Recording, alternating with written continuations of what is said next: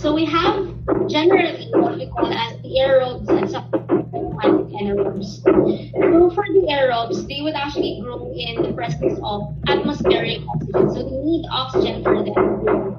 And one of them would be your obligate aerobe. So talaga very strict ating obligate aerobes. Kailangan niya talaga ng oxygen para mabuhay siya. So these are organisms that require oxygen, actually 21% oxygen and 0.03% carbon dioxide. So incubation in the air or in that of an aerobic incubator with 10% carbon dioxide will then satisfy that of their oxygen requirement. So an example would be your Bordetella brucella, your Mycobacteria, and that of also your Pseudomonas. So, di ba, very important yung ating Mycobacteria dyan. Kasi di ba, yung ating tuberculosis, it would primarily, obviously, affect that of the lungs. Pero, kung magkakandak ka ng, ang tawag dito, autopsy on that of a patient who died of tuberculosis, what part of the lungs, what particular portion in the lung lobe, more likely, may makikita kang damage that was actually being caused by that of your Mycobacterium species. Kasi doon sila nagko-colonize. Saang parte ng lung lobe? In your anatomy? The upper lobe, the middle, or the lower lobe?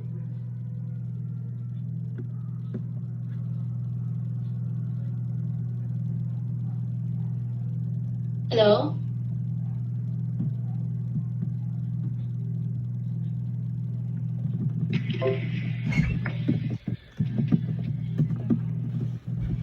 Ang part ng lung lobe.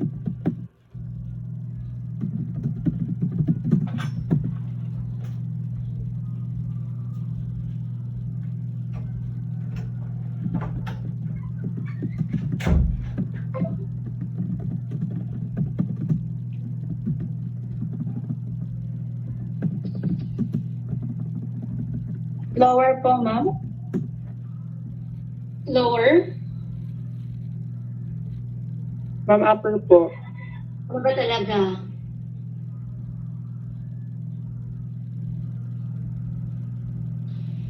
Well, the main area to which your Mycobacterium species would actually colonize would be in the upper lobe. Kasi yung upper lobe, it would have a very high oxygen content. And due to that of gravity, most of the blood nandoon sa lower lobe natin ng ating lungs. So more on tawag dito, perfusion or that of distribution of your blood to that of the other tissues nasa sa lower part ng lungs, and then for that of oxygen content nasa taas. Kaya kapag kapag ma-witness ninyo ang isang autopsy soon in that of internship, lalo na sa histopath, yung lungs ng isang taong may tuberculosis, most of the lesions nandoon talaga sa pinakatuktok, sa apex ng mismong lung lobe. And we also have your facultative anaerobes.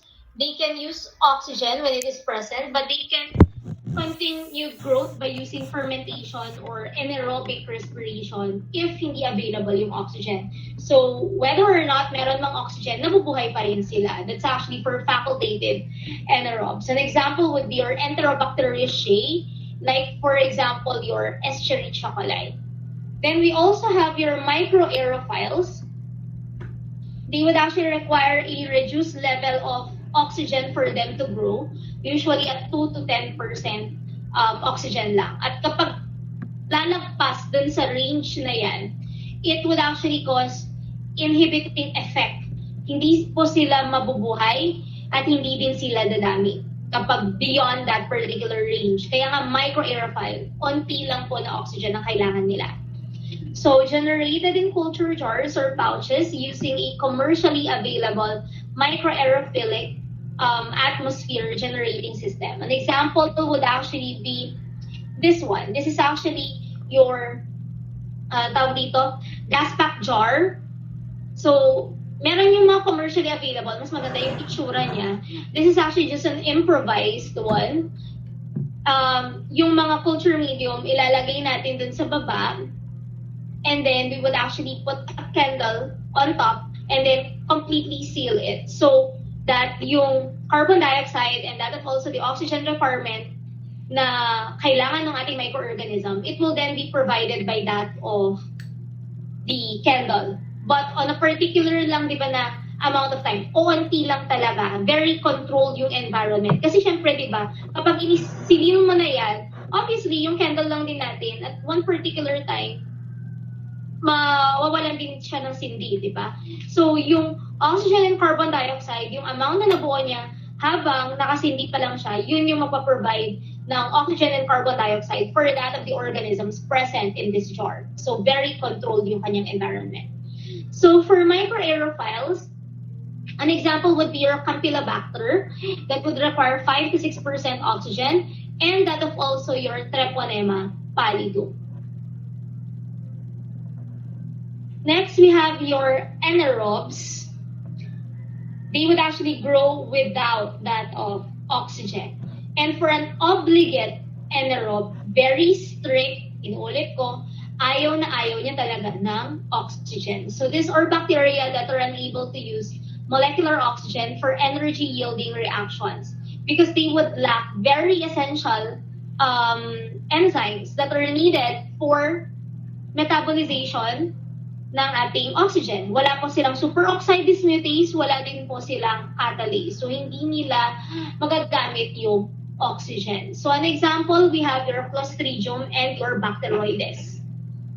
Next, we also have your Aero Tolerant anaerobes. They are also similar to that of your facultative aerobes because they can grow with or without that of your oxygen. Natotolerate nila yung fluctuations ng ating oxygen.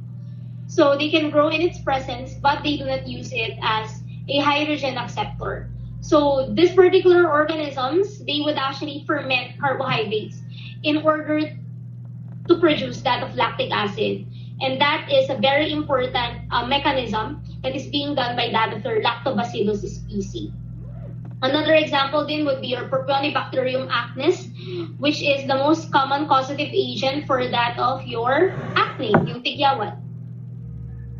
And for anaerobes, reducing agents can actually be added in the media that is actually needed in order to reduce that of oxygen dun sa kanyang environment para magpatubo tayo ng ating microorganism. An example would be your thioglycolate that is usually added dun sa ating liquid natin na culture.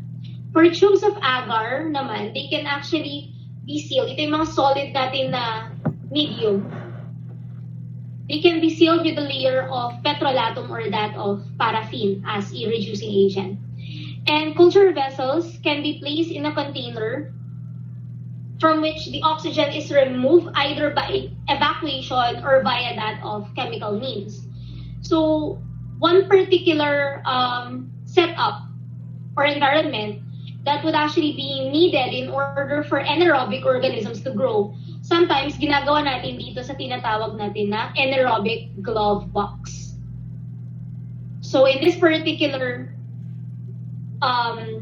equipment, this particular environment din na pinoprovide itong equipment na to, it would actually be able to reduce yung oxygen that can kill an anaerobic organism.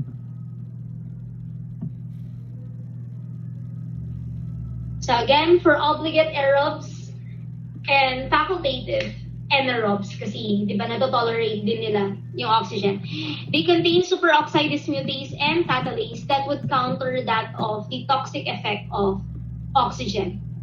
Eventually, in that of your histopath, you would actually be oriented more properly on the toxic effect of yung ating oxygen.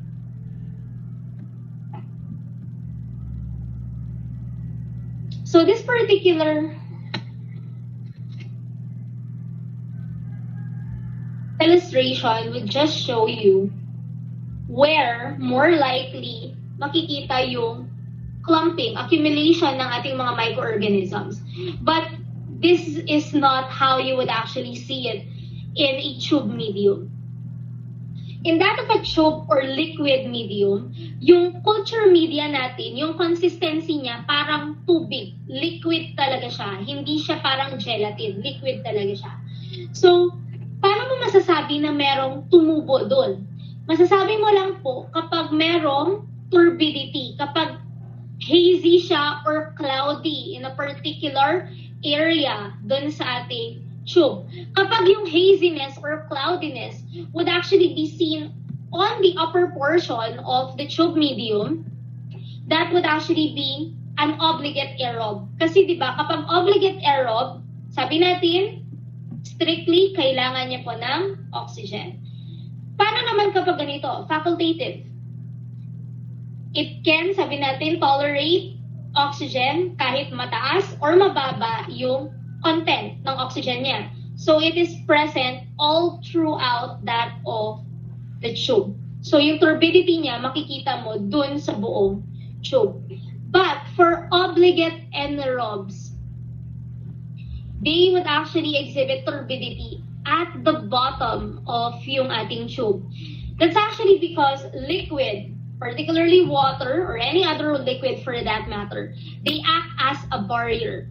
Yung liquid kasi acts as a barrier for that of the exchange of carbon dioxide and oxygen. So kapag barrier siya, hindi po nakakapasok, di ba, yung ating oxygen. Kaya nga, di ba, sa pinakababa na portion ng ating tube, less and less oxygen would actually be present. Kaya dun po siya mabubuo. And then for aero tolerance, it's actually just the same as that of your facultative. They would actually then be present all throughout that of the tube. Paano naman yung microaerophile? For microaerophile, sabi natin controlled. Onti lang po yung oxygen na kailangan niya. So it will place itself at the middle portion of the tube. So yung turbidity, makikita mo lang sa gitna. Naiintindihan?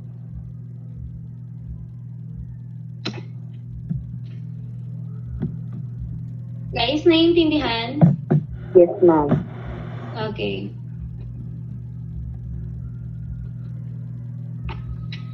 So next, let's go to carbon dioxide.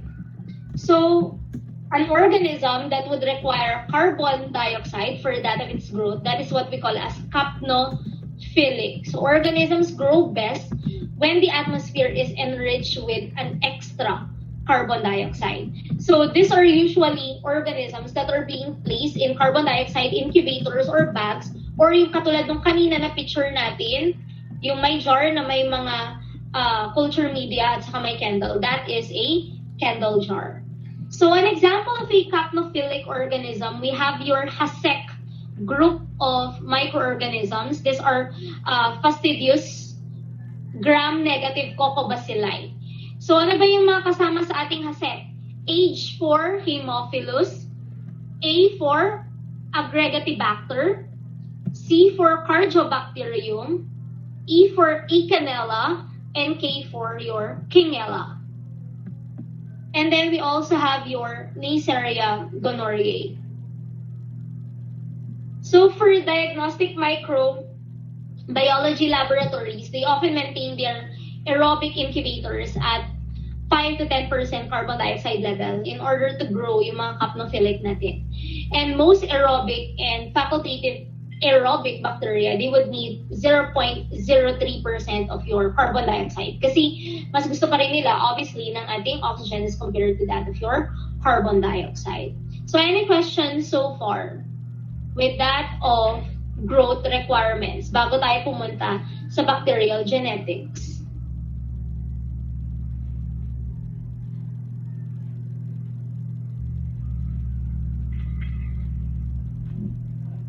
Okay, kung walang tanong, let's proceed.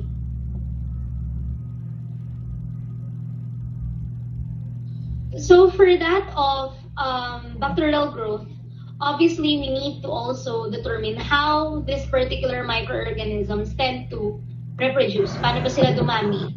So we have your generation time or your doubling time. So that's basically just the time required for one cell to divide into two cells. And yung doubling time natin, it will then be different for different types of microorganisms. Yung ibang microorganisms, they are what we call as fast growers. Like for example, your E. coli, it would just take about 20 minutes for a fast-growing bacterium like E. coli to propagate. So, sa buong oras na nagsasalita na tayo dito, madami na pong E. coli ang nabuo. For slow growers, like your mycobacterium, they would actually need 24 hours. And in that of the culture medium, tutubo lang po sila yan usually 2 to 4 weeks. Sobrang bagal nila talagang tumubo. So that's actually for slow-growing bacterium like your Mycobacterium tuberculosis. So, for reproduction. So, the bacterial chromosome is a double-stranded DNA molecule that is closed in a giant loop. It's not present in a particular compartment. Diba? Katulad ng ating eukaryotes na nasa loob siya ng ating nuclear membrane. Rather, it's actually packaged in a structure known as yung ating nucleoid. Because there is only one copy of this molecule per cell, the bacteria will then exist in a haploid state.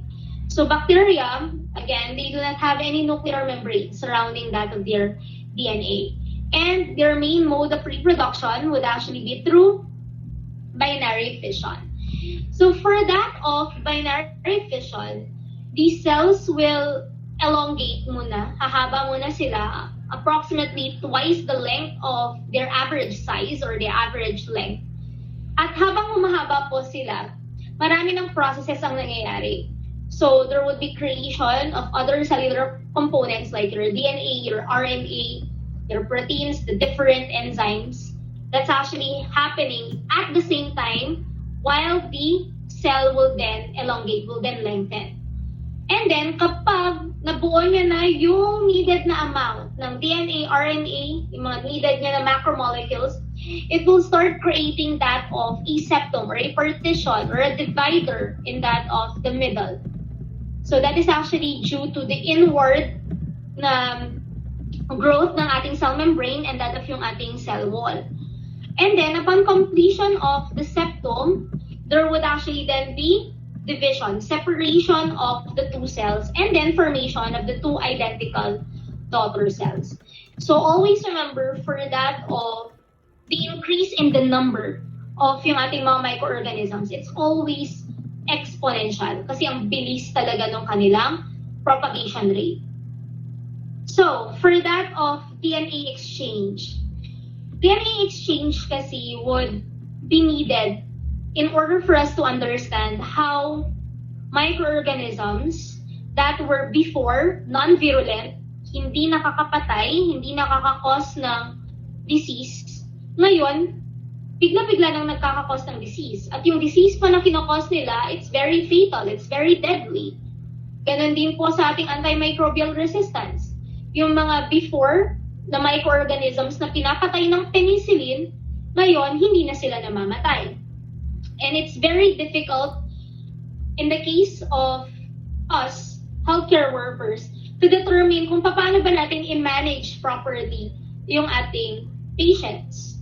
So for DNA exchange, there are actually three modes or three ways on how microorganisms are able to exchange or give off a part of their DNA to another organism. That is actually through transformation, transduction, and the other one would be through conjugation. So for that of transformation, naked DNA fragments from one bacterium released during cell lysis, they bind to the cell wall of another microorganism, to another bacterium. So the recipient bacterium therefore must be competent. Ano bang ibig sabihin kapag competent yung ating bacteria? Well, it is a microorganism that would actually have that structure dun sa kanyang cell wall to which yung DNA, the naked DNA coming from that of the environment ay pwedeng kumapit. At kapag kumapit na siya dun, ay kukunin na siya ng ating bacteria through that of your endocytosis na tina-process intracellularly. So always remember sa ating transformation, the naked DNA fragment would actually be coming from that of the environment sa labas ng ating bacteria. It can be from another microorganism na namatay na, at dahil namatay na siya, naglabas siya ng kanyang DNA fragment. Yung DNA fragment na yun, it's freely wandering, umiikot-ikot lang siya sa environment, and nasaktuhan na meron tayong isang microorganism na sinasabi natin competent kasi meron siyang receptor dun sa kanyang cell wall na kung saan pagkakapitan yun nung free na DNA sa environment. Itong free DNA from the environment, kapag na-detect niya na meron pala siyang pagkakapitan, didikit siya doon. At once na dumikit siya, by the process of your endocytosis, kakainin na siya nung bagong bacteria. At yung DNA na yon na kinain niya, ultimately, it will be incorporated, maisasama dun sa sarili niyang DNA. Kaya yung end product natin is a transformed bacteria. Isang bagong bacteria na nakakuha ng isang DNA coming from the environment. At dahil doon, yung bagong DNA na yun, nagbago na din siya. That is your transformation process. Naiintindihan?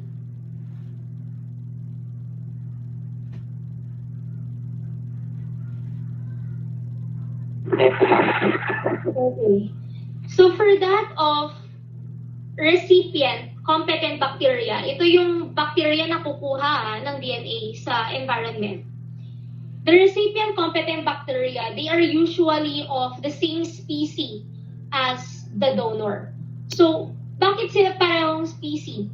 They would actually have kasi the same genetic material. They are homologous. Kapag sinasabing homologous, similar na DNA strands. Always remember, for transformation, isang requirement for it to occur is that both bacteria should have similar homologous DNA strands. So, dapat magkapareho po yung kanilang genetic material para yung isang microorganism, yung isang bacteria natin ay ma-transform. Okay? So, taking for example, yung experiment ni Frederick Griffith with that of Streptococcus pneumoniae. Streptococcus pneumoniae is a very virulent microorganism. It would actually cause your community-acquired pneumonia. Very different from yung SARS-CoV-2 natin ngayon. Yung Streptococcus pneumoniae, meron po siyang dalawang type. We have your smooth type, and we also have that of the rough type. Si smooth type, kaya siya tinawag na smooth kasi it is encapsulated. Meron siyang capsule. At since may capsule siya, ano na ulit yung function ng ating capsule sa ating bacterial structure? Aside from protection, it also contributes to the virulence, di ba, of organism. So, kapag nag-contribute siya dun sa virulence, ano na ulit ang virulence? The ability of a microorganism to cause disease. Okay, Cause a disease. Very good. To cause a disease. So, kapag siya mismo, yung smooth natin, meron na siyang capsule, nag-a-add pa siya sa virulent, siya yung nagkakos ng pneumonia, community-acquired pneumonia, dun sa ating pasyente. Okay? So, si smooth yun. Meron naman tayong rough natin na Streptococcus pneumoniae. Si rough Streptococcus pneumoniae, wala siyang capsule. Kaya nga siya rough, di ba? Non-encapsulated, kaya siya rough. So, this particular type of your strep pneumoniae will not cause that of pneumonia dun sa ating patient. Siguro magkakause siya ng fever, ganon, pero hindi siya magkakause ng fatal, very deadly na pneumonia. So, think of your smooth type as your yung mga villain sa mga tawag dito sa mga movies, diba? Yung mga villains na good-looking, the good-looking ones, yung mga gwapo, yung mga magaganda, pero masama pala yung budhi. Yun yung mga smooth type natin. And then, The rough type naman, sila yung mga hindi ma-appeal, hindi maganda, hindi guwapo, but they would actually have a very good heart, di ba? O siguro hindi kayo mapiplease dun sa itsura niya kasi hindi naman talaga siya maganda, hindi naman talaga siya gwapo. Pero hindi siya nakakamatay. Yun yung ating rough type. So, anong ginawa ni Frederick Griffith dun sa mga gwapo na nakakamatay at dun sa mga pangit na hindi nakakamatay? Ang ginawa niya po, dun sa ating smooth type, dun sa mga gwapo at magaganda na nakakamatay, ang ginawa ni Frederick Griffith dun ay sinunog niya. Hinit niya yung isang inoculum na ang laman ay yung mga smooth type. So, ano nangyari dun sa mga may itsura na nakakamatay? Ay, sila po ay namatay din. Dahil, di ba, dun sa heat, they are actually subjected to a very high temperature. At anong sabi natin kapag a particular microorganism will then be subjected to a very high temperature? Anong mangyayari sa kanila? Yung ating plasmolysis, di ba? Magproduce ng heat shock protein. Okay, magpaproduce ng heat shock protein. But in the case of your strep pneumoniae, it's not an extremophile. Hindi din po siya thermophile. Mesophilic lang siya. So, kapag lumagpas na siya din sa temperature na yon, puputok siya, di ba? It will cause plasmolysis. So, mamamatay yung cell, ilalabas niya lahat ng contents niya dun sa environment. At isa dun sa mga nilabas niya, na mga content niya, would be your DNA. Yung kanyang genetic material, nilabas niya din. So, nung namatay yung mga smooth type, hinalo sila ni Frederick Griffith dun sa mga rough type, dun sa mga pangit na hindi nakakamatay. So, nung hinalo niya, gumawa siya ng bagong mixture, in-inject niya ngayon dun sa mga laboratory mice. In-inject niya dun sa mga daga. Anong nangyari dun sa mga daga? After several hours of inoculation, yung mga daga ay namatay. Bakit? Dahil upon examination, nung dugo ng mga daga na namatay, yung mga microorganism that actually caused the death of that particular mice, eventually, yung mga laboratory subjects natin, yung mga nandoon pala na microorganism would be the smooth type, hindi yung rough type. Again, isipin niyo sa umpisa, patay na yung mga smooth type. Buhay na buhay yung mga rough type. Pero hinalo ni Frederick Griffith sila nung in-inject niya doon sa mismong daga. Ang nangyari was, nung namatay yung mga smooth type, di ba nilabas nila yung kanilang DNA? And then the DNA, again, that was freely wandering in that of the environment, na-detect ngayon nung cell wall, nung cell membrane, nung ating rough type. Kasi meron silang receptor because they came from the same species. They are both Streptococcus pneumoniae. Pero magkaiba lang sila ng itsura. So, yung receptor ng rough type, nakuha yung DNA ni smooth type. And then, by the process of endocytosis, tinake up niya yung bagong DNA. And the DNA from the smooth type na ihalo niya dun sa kanyang DNA. So, ang naging endpoint, si rough type ay naging smooth type na din. Okay? So, naiintindihan? Kaya namatay po yung mga rat, yung mga mice, yung mga daga, basically because these rough type, initially rough type natin na microorganisms, sila ay na-transform into smooth type. Are we clear on the transformation process? Naiintindihan? Yes po. Okay. So let's continue with transduction. It's another process naman. So for transduction, it would occur when a virus that infects the bacteria, ang tawag natin dun ay your bacteriophage or bacteriophage, it will then carry a piece of bacterial DNA na nakuha niya from one bacteria tapos itatransfer niya to another bacteria. So dito, meron tayong parang vector. Yun yung ating bacteriophage. So yung ating bacteriophage, yung itsura niya parang virus. Meron siyang capsid, and it has different structures like the head, the neck, the sheath, and yung kanyang receptors. Ito, yung kanyang mga tail fibers. So, anong nangyayari sa ating transduction naman natin na process?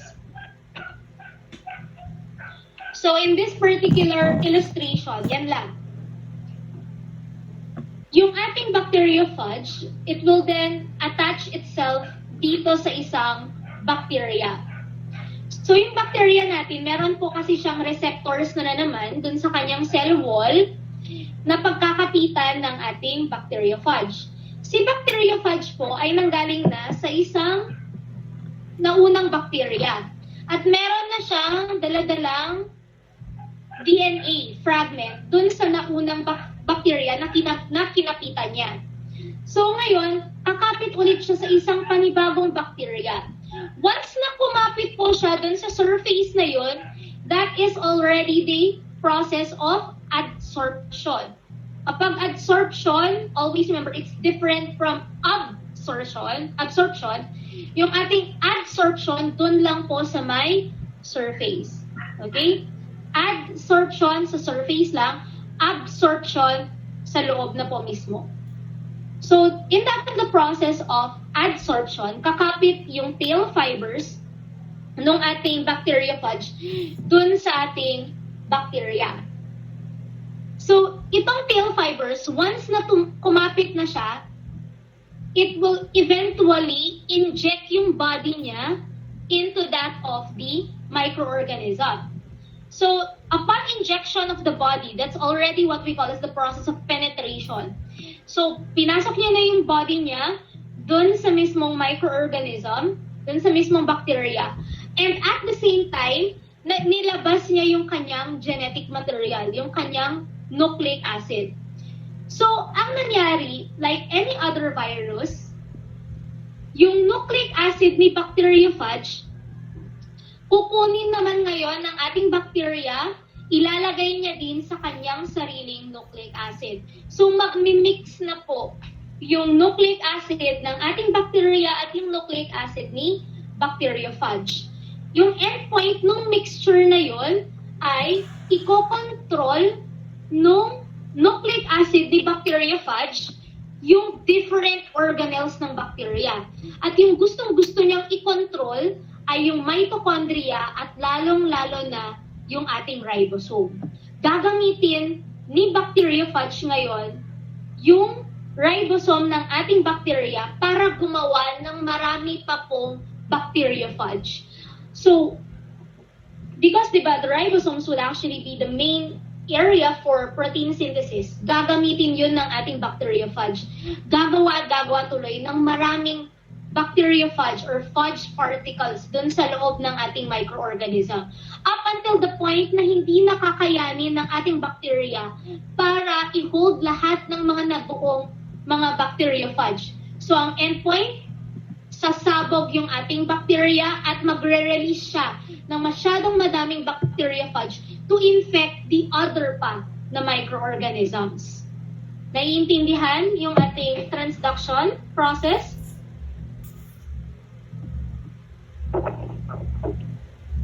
Sigurado kayo ha? Naiintindihan ninyo?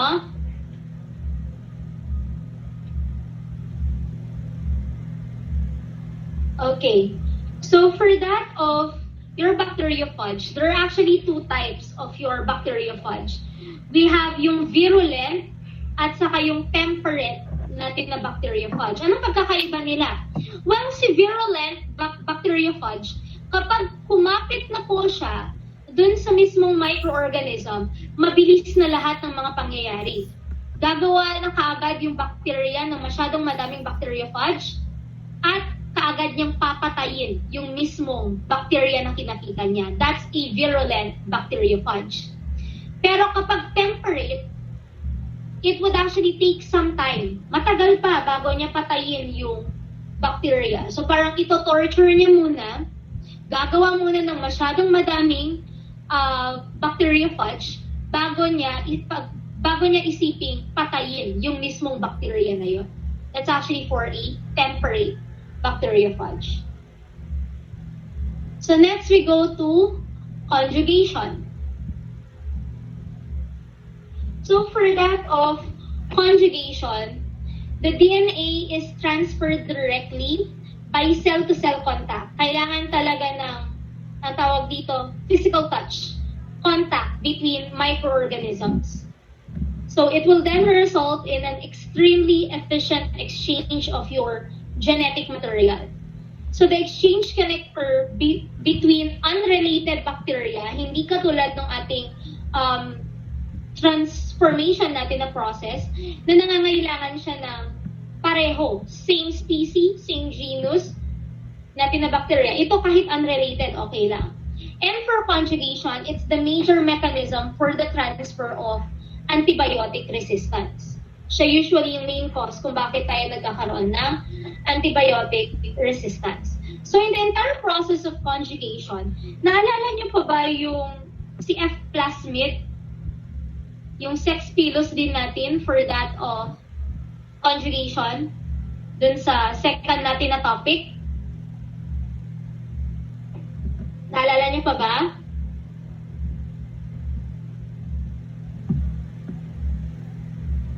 Hello?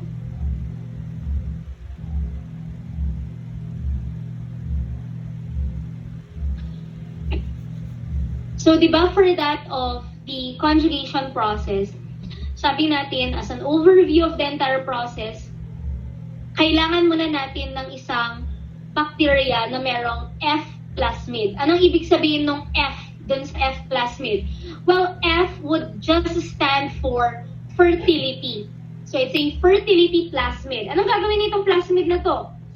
Itong plasmid na to, it will then encode the needed enzymes, the needed proteins that are necessary in order to carry out that of conjugation. So, gagawa siya ng mga proteins, gagawa siya ng mga enzymes na talaga namang kailangan dun sa conjugation process. At isa, dun sa mga proteins na ginagawa niya are the proteins that are needed for creating your sex pilus, which is being regarded as the organism's genitals, yung ating sex pilus. So, itong ating sex pilus, di ba sabi natin, it eventually will act as a bridge to connect one organism to that of the other. So, yung ating sex pilus, it will only be created by that of an organism with an F plasmid. At ang isang organism na may F plasmid, it is what we call an F positive bacteria. So it will then create a sex pilus that will connect itself dun sa ating F negative bacteria. At kapag kumapit na siya dun sa ating F negative bacteria, ang isang F negative wala siyang F plasmid. Kapag F positive, yun lang po yung may F plasmid. Okay? So kapag kumapit po siya dun sa bacteria na walang F plasmid, anong mangyayari? It will then activate your endonuclease enzyme, and this endonuclease enzyme will then cut one particular strand of the DNA. And then that particular strand of the DNA will then be transferred to that of the F negative natin na bacteria. So once na-transfer na siya, through that of the bridge na initially ginawa ng ating sex pilus, this F plasmid na may tatransfer natin dun sa ating F negative, it will then be incorporated, isasama na siya dun sa genetic material ng F negative. At ano yung end point, ano yung end result natin? Both organisms will then become F positive. Pareho na po silang may F plasmid. Are we clear on that?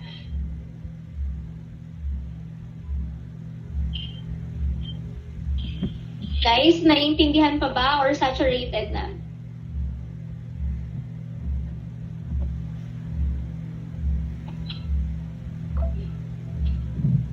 Naiintindihan pa ba? So wait lang, I'm gonna show you a video.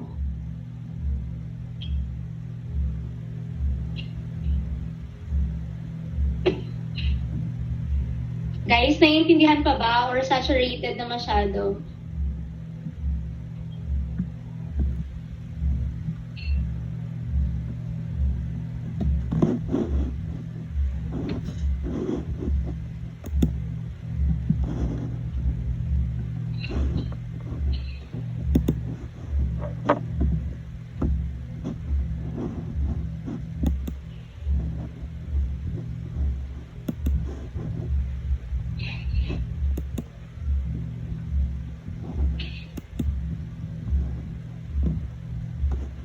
So this particular video will just show you kung paano ba nangyayari yung ating transformation process.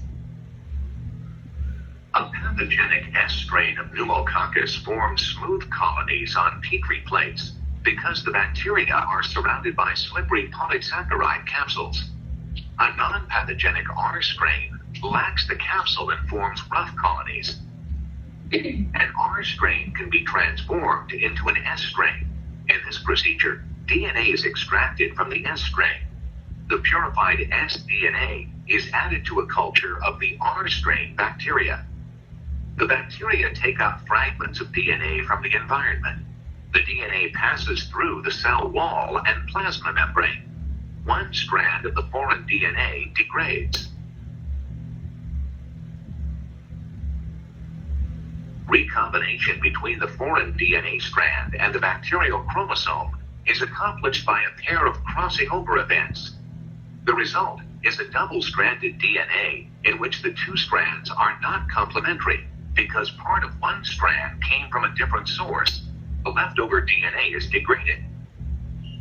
Both strands of the chromosome replicate, so the two new DNA molecules are genetically different. One daughter cell is genetically the same as the original cell, and the other contains a DNA code that results in the formation of a capsule around the bacterium, resulting in pathogenicity. So that would actually just be for your transformation. Nakikita nyo, di ba, na na-incorporate siya dun sa genetic material nung isang microorganism. That's why it is, at the end, transformed. Next, we have transduction. In generalized transduction, a segment of DNA is carried from one bacterial cell. In generalized transduction, a segment of DNA is carried from one bacterial cell to another by a bacterial virus called a bacteriophage or phage. The phage attaches to the bacterial cell and injects its nucleic acid into the host cell. A phage enzyme is produced that breaks down the host DNA into smaller fragments. Phage DNA is replicated and phage coat proteins are produced. During formation of the mature phage particles, a few phage heads may surround fragments of bacterial DNA instead of phage DNA. The phage particle carrying the bacterial DNA infects another cell, transferring the bacterial DNA to the new cell.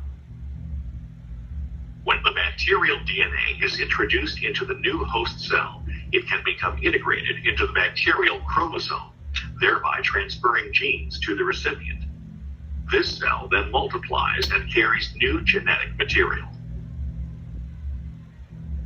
So that is actually for that of transduction. So nakikita nyo, di ba, si bacteriophage or bacteriophage, it would actually be the vector that tends to transfer yung genetic material from one infected na microorganism to a new microorganism.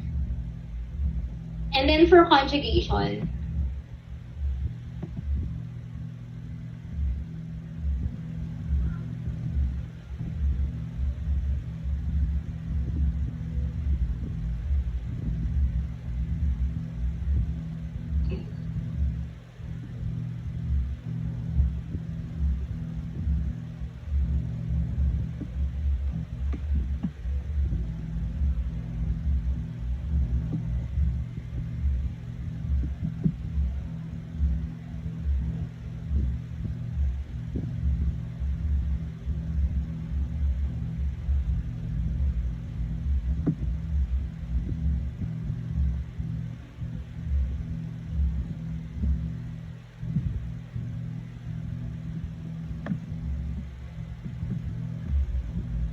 So yun yung endonuclease trying to cleave the strand of the DNA. And then, transfer na po siya dun sa kabilang microorganism, the F negative.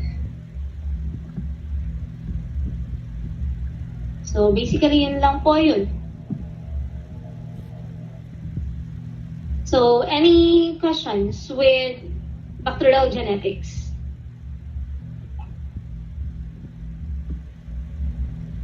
Any questions with bacterial genetics?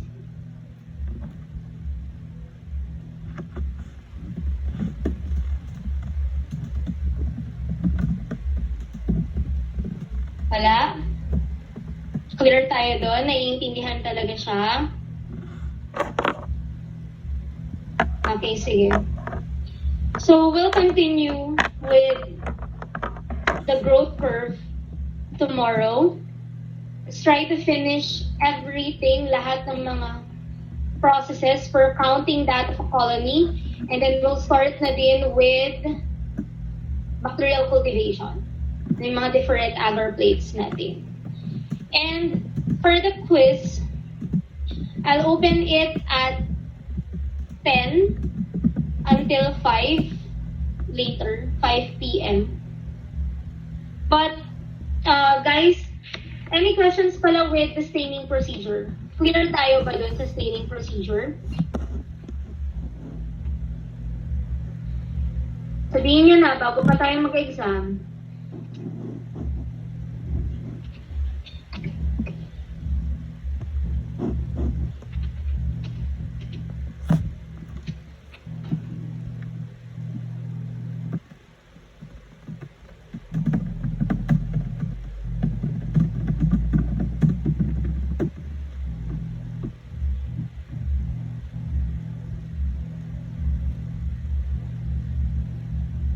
Sure kayo, okay na tayo dun, ha?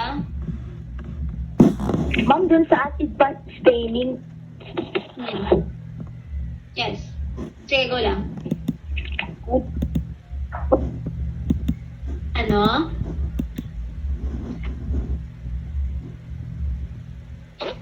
Ano sabi mo? Sorry? ma'am, dun sa acid fast staining po, yes. Dun sa acid fast staining po, Yes, anong question mo dun? ang tanong ko rin, ma'am, is, may encounter kasi akong video na may na-encounter kasi akong methylene blue yung ginagamit pag Nielsen staining procedure. Mm-mm. Tama po, di ba po? Pwede lang din naman. Kailan kong gagamit yung malakarin? Actually, kapag wala talagang methylene blue, you can actually use Malacay green. That's the only instance. Kasi, if tama yung pagkakaalala ko pa before, it would be, for Nielsen, methylene blue, and then for King yun, Malacay green, sabi nila, di ba? Pero, mas available po kasi talaga ang methylene blue as compared sa Malacay green. Kaya, madalas gamitin si methylene blue. Yun lang naman siya.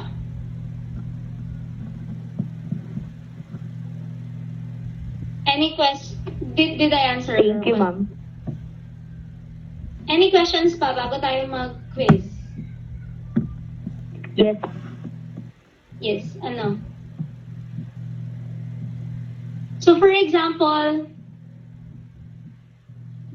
gumawa ka na ng smear and then you stained it with the gram stain, di ba natin na procedure. And then, mag-review ka na sa microscope. Upon viewing that of the microscope, with the use of your oil immersion, biglang ganito yung nakita mo. How do you report this particular finding? Wait lang. How do you report this particular finding? Ito yung nakita mo sa iyong microscopic field. Paano kapag, kunyari, tinuro ka dito, nakikita niyo yung arrow ko? Paano pag tinuro ko dito yung arrow? How do you report this one? Ito lang. Or dito. Or ito. Ears. Paano yung complete report niyan?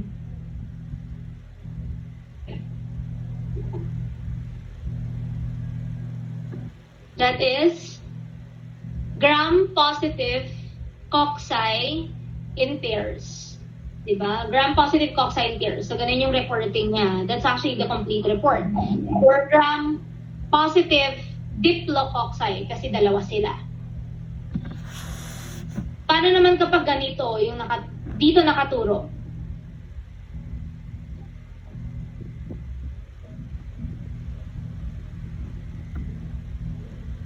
How do you report this one?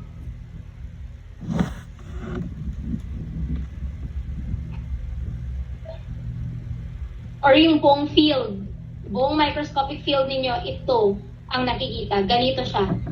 Ganito siya karami. Tapos magkakadikit-dikit. Ang ganyan. How do you report that? That is your gram-positive cocci in clusters. Paano naman pag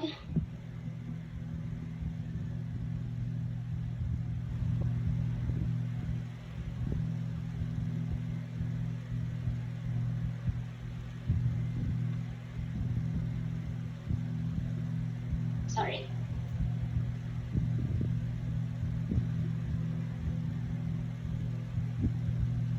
Paano kapag ganito? Ito. Or this one. Or this one. How do you report that?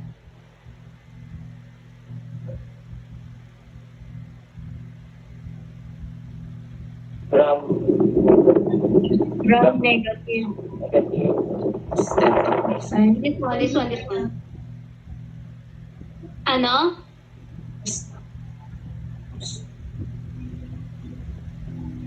Streptococcus How do you report pneumoniae. this one? So this would actually be your gram-positive cocci in. Ready na pala eh. So, ganun na. Complete yung ating reporting. In pairs, in chains, in clusters. Tapos, syempre, titignan mo. Unang mo muna gagawin, titignan mo. Gram-positive ba siya or gram-negative? More likely naman yung bibigay ko. Halatang gram-positive or gram-negative talaga based on their color. Let's see. Masilay ba siya or cocktail? Paano yung sura? Kapag rod shape, that is a bacillus, di ba? And then kapag bilog na bilog, that's a kapag maraming cocci. Again, very important to take note yung plurality ng ating organism.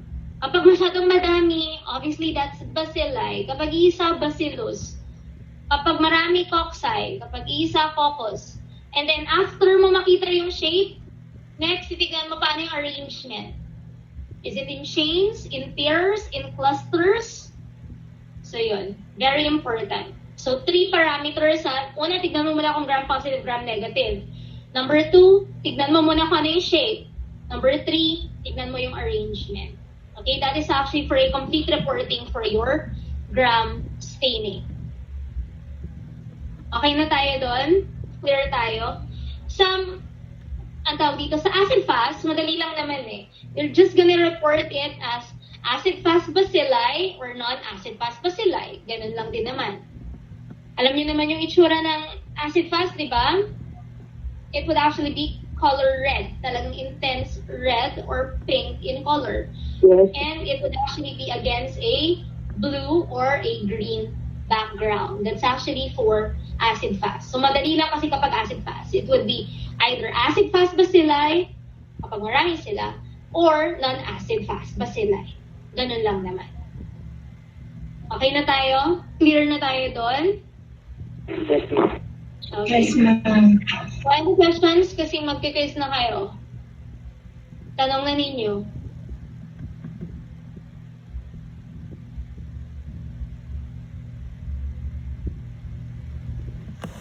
So, for next meeting, if wala ng tanong, for next meeting tomorrow, we'll continue with the growth curve. Tatapusin natin hanggang cultivation. Masyadong mahaba yun.